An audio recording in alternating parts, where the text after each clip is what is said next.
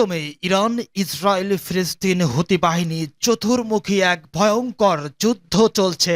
জানিয়ে দিব আমাদের হাতে থাকা সর্বশেষ গুরুত্বপূর্ণ আপডেট, আন্তর্জাতিক সংবাদ। ইসরায়েল ও হিজবুল্লাহ উত্তেজনা, নতুন যুদ্ধের শঙ্কায় বিশ্ববাসী। এদিকে আরব রাজনৈতিক ভাষ্যকারের বিশ্লেষণ, লেবাননে হামলা করলে কি ইসরায়েল বিশ্ব মানচিত্র থেকে মুছে যাবে? আরও জানিয়ে দেব হুতিদের ড্রোন হামলায় জাহাজ ক্ষতিগ্রস্ত।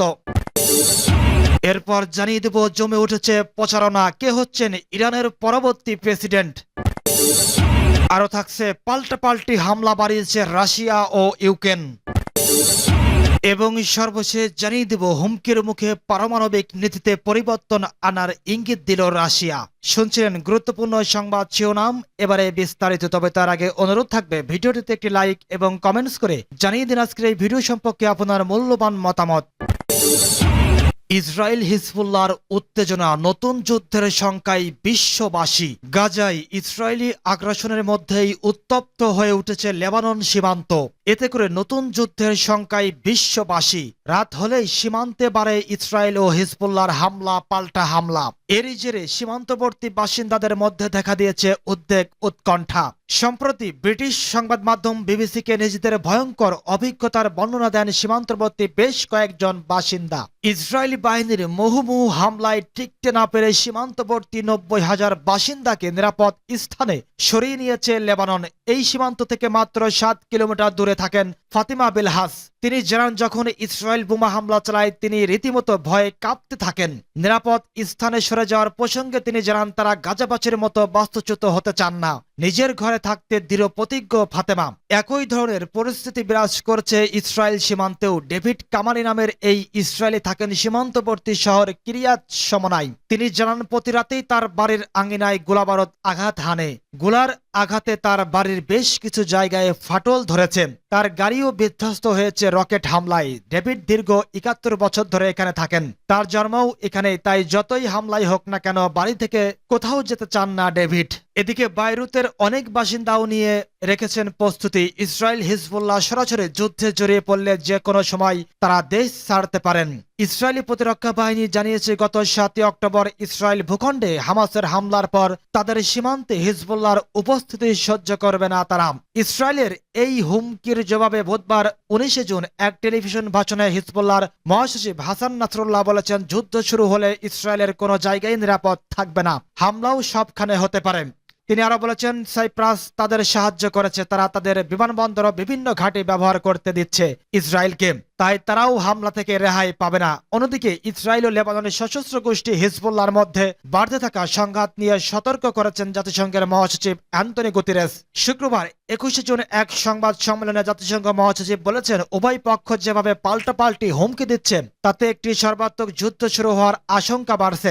জাতিসংঘের শান্তিরক্ষীরা পরিস্থিতির শান্ত রাখতে কাজ করে যাচ্ছেন বলেও জানিয়েছেন তিনি। গুতেরেস আরো বলেছেন, একটি বেপরোয়া পদক্ষেপ একটি ভুল বোঝাবুঝি মারাত্মক বিপর্যয় নিয়ে আসতে পারে, যা সীমান্ত ছাড়িয়ে আরো বহুদূর ছড়িয়ে পড়তে পারে। খোলাখুলি বললে আমাদের কল্পনারও বাইরে। তাই স্পষ্ট করেই বলি, এই অঞ্চলের বাসিন্দা এবং পুরো পৃথিবীর মানুষ লেবাননের আরেকটি গাজায় পরিণত হওয়ার ধকল নিতে পারবে না। আরব রাজনৈতিক ভাষ্যকারের বিশ্লেষণ, লেবাননে হামলা করলে কি ইসরায়েল বিশ্ব মানচিত্র থেকে মুছে যাবে? লেবাননের ইসলামী প্রতিরোধ আন্দোলন হিজবুল্লাহর মহাসচিব সাইদ হাসান নাসরুল্লাহ হুঁশিয়ারি উচ্চারণ করে বলেছেন, লেবাননের বিরুদ্ধে যুদ্ধের হুমকি আমাদেরকে ভীত করে না এবং আমাদেরও ভয় পাওয়ার উচিত নয়, কারণ শত্রু ভালো করে জানে যে আমরা কঠিনতম পরিস্থিতির জন্য নিজেদের প্রস্তুত করেছি। সেই সঙ্গে সে একথাও জানে যে আগ্রাসন চালালে তার কপালে কি আছে। ক্যাপশন, লেবাননে হামলা করলে কি ইসরায়েল বিশ্ব মানচিত্র থেকে মুছে যাবে? সাইদ নাসরুল্লাহ গত বুধবার হিজবুল্লাহর ফিল্ড কমান্ডার তালিব সামি আবদুল্লাহ ওরফে হাজি আবু তালেবের শাহাদত উপলক্ষে এক টেলিভিশন ভাষণে এ হুঁশিয়ারি উচ্চারণ করেছেন। হিজবুল্লাহ নেতা ওই ভাষণের পর আরব বিশ্বের প্রখ্যাত রাজনৈতিক ভাষ্যকার আব্দুল বারি আতওয়ান বলেছেন, ইহুদিবাদী ইসরায়েল লেবাননের বিরুদ্ধে কোন রকম কাপুরুষতা দেখানোর চেষ্টা করলে হিজবুল্লাহ তার দাঁত ভাঙা জবাব দেবে। পাস টুডের রিপোর্ট অনুসারে রাই আল ইয়াওম পত্রিকায় এক সংবাদ বিশ্লেষণে আতওয়ার লিখেছেন, সাইদ হাসান নাসরুল্লাহ ভাষণের গুরুত্ব উপলব্ধি করতে হলে আমাদেরকে ওই ভাষণের ব্যাপারে 3 পক্ষের প্রতিক্রিয়া বিশ্লেষণ করতে হবে। এই সাংবাদিক তার নিবন্ধনে বলেছেন, সবার আগে প্রতিক্রিয়া জানিয়েছেন সাইপ্রাসের প্রেসিডেন্ট নিকোস ক্রিস্টোডুলিডেস। তিনি ঘাবড়ে গিয়ে বলেছেন, লেবাননের বিরুদ্ধে কোনো যুদ্ধে সাইপ্রাস জড়িত হবে না। আতওয়ান বলেছেন, ইসরায়েলি গণমাধ্যমের পাশাপাশি সামরিক বিশেষজ্ঞরা হিজবুল্লাহর হাতে থাকা লাখ লাখ ক্ষেপণাস্ত্র, ড্রোন ও রকেটের কথা উল্লেখ করে বলেছেন, এসব সমরাস্ত্রের মোকাবেলায় ইসরায়েলি সামরিক ও নিরাপত্তাগত দিক দিয়ে অত্যন্ত নাজুক অবস্থায় রয়েছে। বিশেষ করে হিজবুল্লাহ উত্তর ইসরায়েলে তার হুদহুদ গোয়েন্দা ড্রোন পাঠানোর পর ইহুদিবাদী কর্মকর্তাদের ঘুম হারাম হওয়ার জোগাড় হয়েছে। গত সপ্তাহে হিজবুল্লাহর পক্ষ থেকে প্রকাশিত ভিডিও ফুটেজে দেখা গেছে, হুদহুদ ড্রোনটি ইসরায়েলের কথিত সমস্ত আকাশ প্রতিরক্ষা ব্যবস্থা ভেদ করে হাইফা বিমান ও সমুদ্র ঘাটে সহ ইসরায়েলের গুরুত্বপূর্ণ সামরিক ও বেসামরিক স্থাপনাগুলোর স্পর্শকাতর ছবি তুলে নির্বিঘ্নে লেবাননে ফিরে গেছে। রায় আল ইয়াওম পত্রিকার প্রকাশিত নিবন্ধনে আতওয়ান আরও লিখেছেন, নিউ ইয়র্ক টাইমসের সাংবাদিক থমাস ফ্যাডম্যান একথা স্বীকার করেছেন যে ইসরায়েলকে এখন গাজা, লেবানন ও পশ্চিম তীর এই 3 ফ্রন্টে যুদ্ধ করতে হচ্ছে। যে ইসরায়েলকে আমরা এতদিন চিনতাম তা পতনের দিকে ধাবিত হচ্ছে। এই ইসরায়েল এখন ইরান নামক একটি বড় শক্তির মুখোমুখি, যে শক্তি মধ্যপ্রাচ্যে তার প্রক্সি সামরিক সক্ষমতাগুলো ব্যবহার করে ইসরায়েলকে ধ্বংস করে দিতে চায়। আতওয়ান তার নিবন্ধনে সতর্ক করে দিয়ে বলেছেন, ইহুদিবাদী প্রধানমন্ত্রী বেনিয়ামিন নেতানিয়াহু আসলে আমেরিকাকে মধ্যপ্রাচ্যে একটি বড় ধরনের যুদ্ধে জড়াতে চান, যার ফলে লাভের ফসল ঘরে তুলবে রাশিয়া ও চীন। হুতিদের ড্রোন হামলায় জাহাজ ক্ষতিগ্রস্ত। লোহিত সাগরে একটি জাহাজের ড্রোন হামলা চালিয়েছে ইয়েমেনের সশস্ত্র গোষ্ঠী হুতি। নৌ চলাচলের গুরুত্বপূর্ণ এই পথকে লক্ষ্য করে হুতি যোদ্ধাদের চালানো সর্বশেষ হামলা এটি। রবিবার এ ঘটনা ঘটে বলে কর্মকর্তারা জানিয়েছেন। এই আক্রমণ এমন সময় এলো যখন যুক্তরাষ্ট্র তাদের রণতরী ইউএসএস ডোয়াইট ডি আইজেনহাওয়ারকে 8 মাসের অভিযান শেষে নিজ দেশে ফেরত পাঠিয়েছে। এই জাহাজটি হুতিদের হামলার বিরুদ্ধে যুক্তরাষ্ট্রের প্রত্যুত্তর দেওয়ার কাজে নেতৃত্ব দেয়। এসব হামলার কারণে এশিয়া, মধ্যপ্রাচ্য ও ইউরোপের বাজারের জন্য অত্যন্ত গুরুত্বপূর্ণ এই রুটে নৌ চলাচল উল্লেখযোগ্য পরিমাণে কমে এসেছে। হুতিদের দাবি, যতদিন পর্যন্ত গাজায় ইসরায়েল হামাস যুদ্ধ চলতে থাকবে ততদিন পর্যন্ত তারা এসব হামলা চালিয়ে যাবে। ড্রোন হামলাটি সূর্যোদয়ের সময়ে বন্দরনগরী হুদেইদার উপকূলে ঘটে বলে জানিয়েছে ব্রিটিশ সামরিক বাহিনী United kingdom maritime trade operation centre. তারা জানায়, হামলায় জাহাজের ক্ষতি হলেও নাবিকরা নিরাপদে আছেন বলে খবর পাওয়া গেছে। ক্ষতির মাত্রা সম্পর্কে বিস্তারিত তথ্য না জানলেও সংস্থাটি জানায় এ বিষয়টি নিয়ে তদন্ত চলছে। বেসরকারি নিরাপত্তা সংস্থা আমব্রে জানিয়েছে, হামলার শিকার জাহাজটি লাইবেরিয়ার পতাকা বহনকারী একটি মালবাহী জাহাজ। এটি চীনের চিংদাও এর উদ্দেশ্যে রওনা হয়েছিল। হুতিরা সুনির্দিষ্ট জাহাজকে লক্ষ্য করে 60টিরও বেশি হামলা চালিয়েছে এবং এসব হামলায় তারা ক্ষেপণাস্ত্র ও ড্রোন ব্যবহার করেছে। তাদের এই অভিযানে মোট 4 নাবিক নিহত হয়েছেন। নভেম্বর থেকে শুরু করে এখন পর্যন্ত তারা একটি জাহাজ দখল এবং অপর 2টি জাহাজ ডুবিয়েছে। জানুয়ারি থেকে হুতিদের বিরুদ্ধে যুক্তরাষ্ট্রের নেতৃত্বে বিমান হামলা পরিচালিত হচ্ছে। হুতিরা বলছে, 30 মে বেশ কয়েক দফা হামলায় অন্তত 16 জন নিহত এবং 42 জন আহত হয়েছে। সূত্র ভয়েস অব আমেরিকা।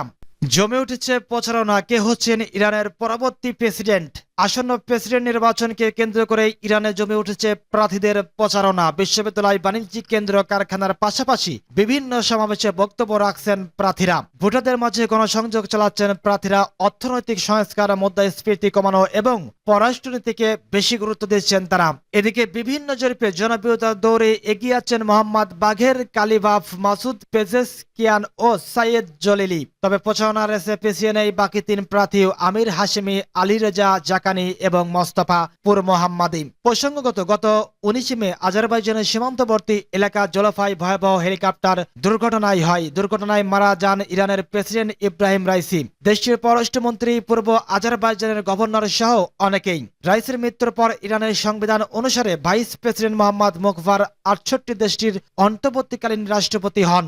রাইসি নিহত হওয়ার শূন্য হয় ইরানের প্রেসিডেন্ট পদ। তার স্থলাভিষিক্ত হতেই আগামী 28 জুন ইরানে প্রেসিডেন্ট নির্বাচন অনুষ্ঠিত হবে।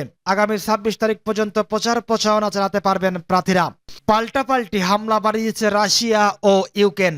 একে অপরের ভূখণ্ডে পাল্টাপাল্টি ড্রোন হামলা চালিয়েছে রাশিয়া ও ইউক্রেন। শনিবার রাতে পাল্টাপাল্টি এসব হামলার ঘটনা ঘটে। দুই দেশের সংশ্লিষ্ট কর্তৃপক্ষ এ তথ্য জানিয়েছেন। রাশিয়ার ব্রিয়ান স্কট সহ অন্যান্য অঞ্চলে শনিবার রাতে 100টির মতো ড্রোন হামলা চালিয়েছে ইউক্রেন। তবে এতে কোনো ক্ষয়ক্ষতির খবর পাওয়া যায়নি। রুশ কর্মকর্তারা রোববার এ তথ্য জানিয়েছেন। ব্রিয়ানস্কের গভর্নর আলেকজান্ডার বোগোমাস বার্তা আদান প্রদানের টেলিগ্রাম চ্যানেলে জানিয়েছেন, অন্তত 30টি ড্রোন ব্রিয়ানস্কের আকাশে ধ্বংস করে দেওয়া হয়েছে।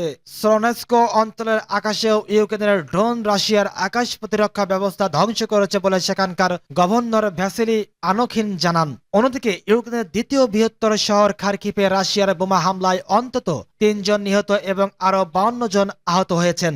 আহতদের মধ্যে 3 শিশু রয়েছে বলে জানিয়েছেন আঞ্চলিক গভর্নর ওলেহ সিনিএওহভ। তিনি বলেছেন, আহতদের মধ্যে 4 জনের অবস্থা আশঙ্কাজনক। শনিবার একটি আবাসিক ভবনে ওই হামলা চালানো হয়। এই হামলার পর ইউক্রেনীয় president Volodymyr Zelensky Russia guided বোমা হামলার মোকাবেলার অস্ত্র সহযোগিতা চেয়েছেন। হামলার ঘটনাস্থলের প্রকাশিত ছবিতে দেখা গেছে 5 তলা একটি আবাসিক ভবন ধ্বংসস্তূপে পরিণত হয়েছে। জানালাগুলো ভেঙে গেছে, বারান্দা তছনছ হয়ে আছে। খবর রয়টার্সের। হুমকির মুখে পারমাণবিক নীতিতে পরিবর্তন আনার ইঙ্গিত রাশিয়ার। রাশিয়া তাদের পারমাণবিক অস্ত্র ব্যবহারের ক্ষেত্রে দ্রুত সিদ্ধান্ত নেওয়ার ব্যবস্থা করেছে।